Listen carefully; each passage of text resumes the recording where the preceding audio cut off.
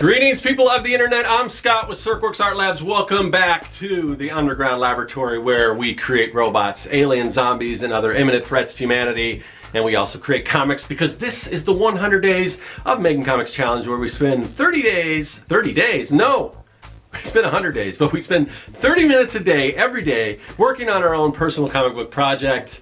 And then we blog about it, talk about it, let people know, and we do that for 100 days straight. And then through that process, we make a lot of progress on our book. I almost intertwine those two words, progress and process. I say those things a lot. Sometimes I get them mixed up. But anyway, so yeah, the whole idea is that when we got these busy schedules and we work and we've got families and all that stuff, and sometimes we don't have time to work on our personal projects. But if we take a little bit of time aside, if we just put some time, everyone's got 30 minutes in their day. Come on, you can find 30 minutes in your day to work on something that you love. And with that, for us, most of the people watching, I would assume it's comic books. At least it is for me.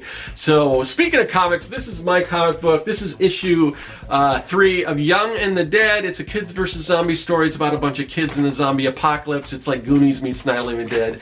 If you're into Goonies or Monster Squad or E.T., or more recently, if you like Stranger Things, then that's kind of what this is like. And that's available at Serkworks.com. Where are we in the challenge, though? That's what we got to figure out. Before we forget about that, let's see. We got our big oversized sheet of paper. We got our big fat Sharpie. So let's jot down what day today is. Today is day 74. Day 74, ladies and gentlemen. So that's where we are in the challenge, just to keep track. And we're definitely getting up there, which is good. We're making progress. We're getting further along in the comic book, and that is super cool. But what did I want to talk about today? I had a topic. I had something that I wanted to talk about, and that's here it is. So I know you guys are working on your comic books, and sometimes it gets frustrating, and you don't know where to go. You're like, I don't know if this is working out, and if you've been putting time in it, if you're working on it, and this isn't necessarily if you're having trouble starting, but if you've been working along and you're thinking maybe it's just not going well or whatever, sometimes it's best to put your work away and just take a little break, and then whether it's a day or maybe you know, well, this is counter to the challenge, but if you put it aside for a week and come back with fresh eyes, sometimes you may have a different opinion of your work when you come back. Because I think it was Stephen King who said it should take somewhere around 3 months to write your first rough draft. And then what he said he does is he puts that aside for 6 weeks. So 3 months to write your draft. He puts it aside for 6 weeks, and then comes back to it.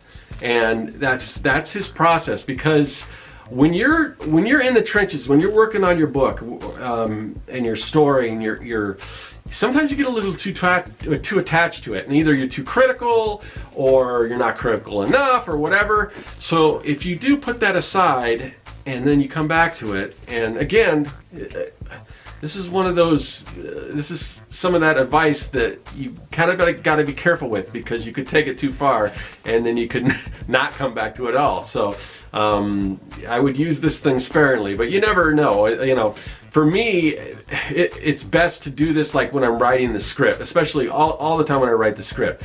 I'll write it, I'll put it aside, and then I'll kind of come back to it. And in that time, I'm not stopping work on my comic book. I'll probably go and do some other things, like maybe I will do some sketches or something while I'm, you know, in that kind of zone where I'm not looking at the script, and then come back to it and then go. So you're not wasting any time. But yeah, coming back to a project like that with some fresh eyes, a lot of times that can be really helpful. And like I said, you could have been overcritical, and you may look at it and say, hey, this is that bad. I kind of like that.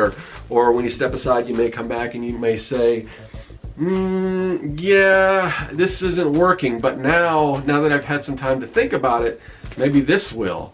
Because sometimes you could be going in like this when you're set on a direction, sometimes you just keep going in that direction. I'm definitely guilty of that. And sometimes, like even when I'm designing stuff, a lot of times I won't do a lot of different versions of something, and sometimes that can help. But in the past, sometimes I've done a few different versions, and a lot of times I'll come back to that first one. So for better or for worse, a lot of times I'll kind of go with my first sketch.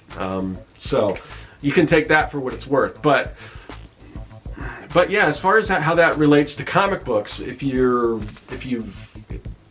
step aside and come back to it, you may like what you have written down, or may come up with something brand new, a different direction, something that you may have not been thinking of before, because you kind of got that tunnel vision. But anyway, that's kind of all I had to say about that. So if you are kind of stuck, don't take a long break, but maybe just set it aside for a day or whatever, come back to it with fresh eyes, and I think you'll be surprised at what you see. Speaking of what we're going to see, we're going to go up here, right here, to this device called the paralleloscope. Do you know what that is? That's where we can view alternate realities, parallel universes, where this comic book, issue 4 of Young and the Dead, is already in progress. So let's check it out. So it's kind of like Christmas today, because I got this big box. Now, a lot of times you see unboxings like in the intro, back in the underground lair and everything. I don't know if the dehydrating thing that they have in the lair can do boxes this big. So anyway, but I'm gonna open this now. So I already know what it is. It's like this really cool, like, I want to say portable speaker, but it's kind of big, so I don't know if that's portable or not.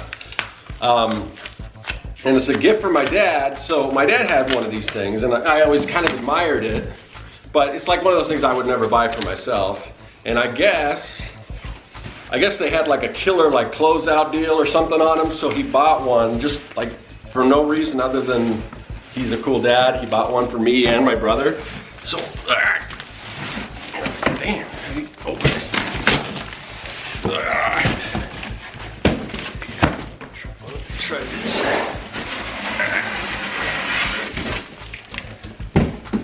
So, that's kind of what it looks like.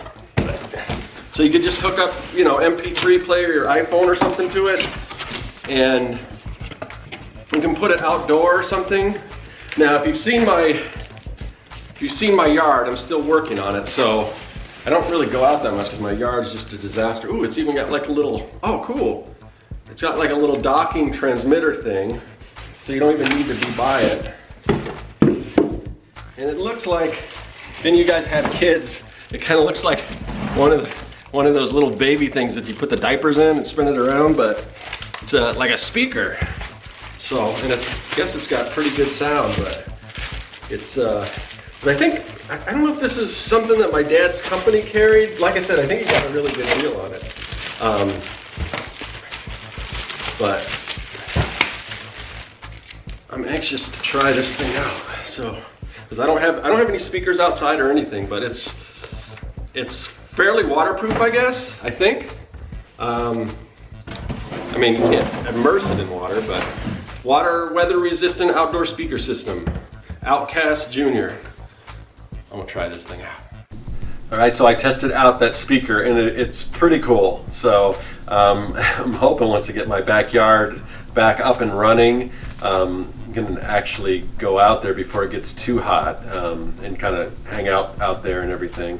It's what I thought was really nice, because I have a spa, and it would be nice, when we're out in the spa. But now it's I don't know if it's too warm to go out in the spa. But anyway, it's going to be pretty cool. So, and I kind of found out what the deal was. I guess my dad said that they were like remodeling, or they're coming out with a new model, so they're discontinuing that one. So he said he got it for like a third of what it normally sells for. So yeah, I mean, awesome. That's pretty cool. But yeah, so I got to get done on get my 30 minutes in today, because I got a lot to do today, because tomorrow is Easter, and I found out that like a few days ago, well, I don't know, last weekend I found out, but still, that I'm doing it at my house, which I've never actually had Easter at my house. So anyway, and my house is, just because of all like, I'm not kidding when I tell you I got very little free time, but my house is just like a total disaster, so I got to do some like major cleaning and stuff and get it all presentable to have everyone over. The good thing is I don't think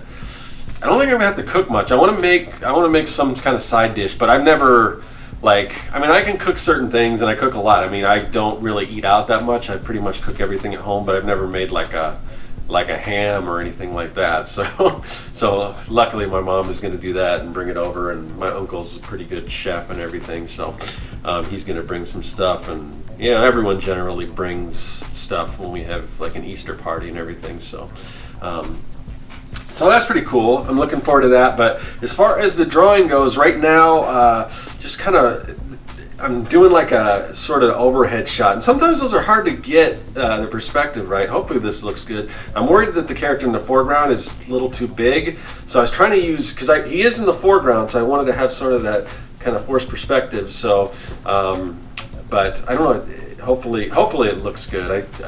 I think I may have pulled it off. We'll see. But it's always hard for me to draw characters from, either looking up or looking down. But it's a little bit of practice. I'll get it so it looks good. But we'll continue on this more tomorrow.